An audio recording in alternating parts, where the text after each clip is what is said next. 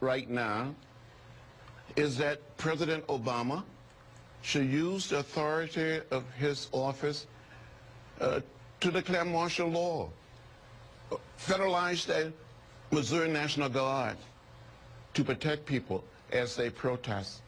And people should come together, reasonable, elected officials, community leaders, and address what is happening there. Martial law. Okay, folks, welcome back to the show.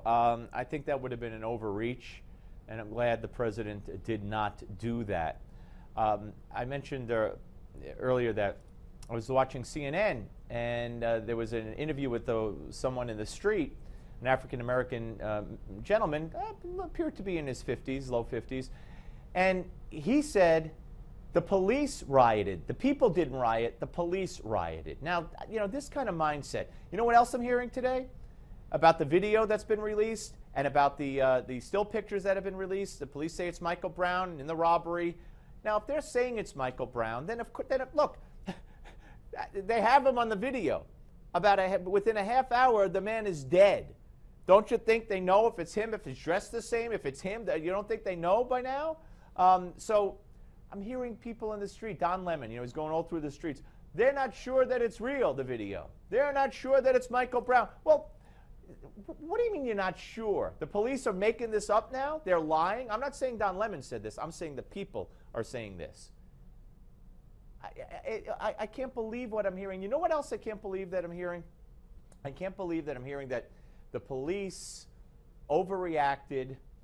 And this was on a night when Molotov cocktails were thrown, bricks were thrown, police were injured, yet the police intimidated the rioters, you see. That's what I'm hearing. Again, from the people, from reporters, from the people in the street. It was the police who intimidated the rioters, forced them, in effect, to riot and to throw Molotov cocktails and to throw bricks because they pointed guns at them. I don't know what world we're living in. You know, in the Middle East, terrorists are allowed to get away with being terrorists, and they're treated as a nation state, and you're taken, you know, to task for defending yourself against terrorists because terrorists surround themselves with civilians. So they're in the right, and Israel and the people who defend their country, they're in the wrong. Here, the police are defending themselves after a night of rioting and looting and burning, and because they were dressed to the hilt, and because they were ready for anything, and they got Molotov cocktails and they got bricks, they're at fault because they intimidated the rioters. I just think it's a world turned upside down. Now, John Lewis wanted the National Guard. Of course, that didn't happen. Martial law. Here's more. If we fail to act, the fires of frustration and discontent will continue to burn, not only in federal Missouri, but all across America.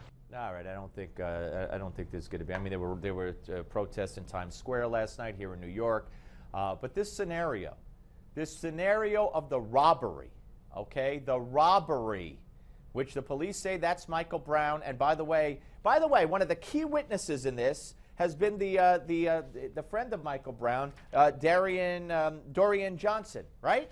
It's been all over. I even said, boy, he's presenting such a convincing account. I said that in the newsroom the other day. Guess what?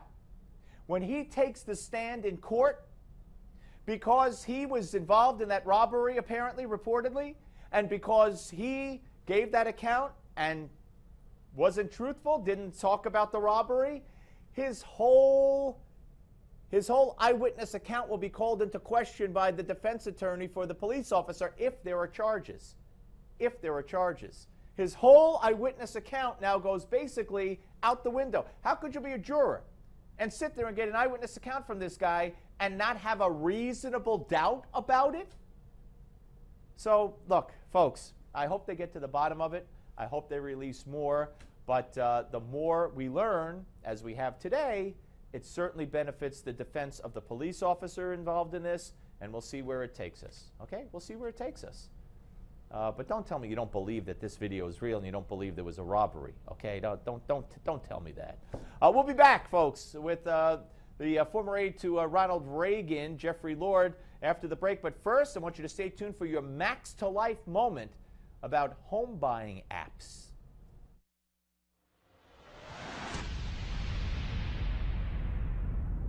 House hunting shouldn't have to be a hassle. Instead of doing the things the old-fashioned way, why not put the smarts in your smartphone to work by downloading these apps? First, every potential homebuyer needs Zillow. Zillow is the best app for comparing homes in the neighborhood where you want to live. Plus, it's got the Zestimate, which allows you to look at the estimated price of every home in that neighborhood. Then second, there's the Autodesk Home Styler. This app allows you to virtually see how furniture will look in that new home that you might buy. Third, you've got to have a mortgage calculator. There's several, such as from Quicken Loans, Trulia, or Bankrate.com. Some other helpful apps are Redfin, HomeSnap, and Credit Karma.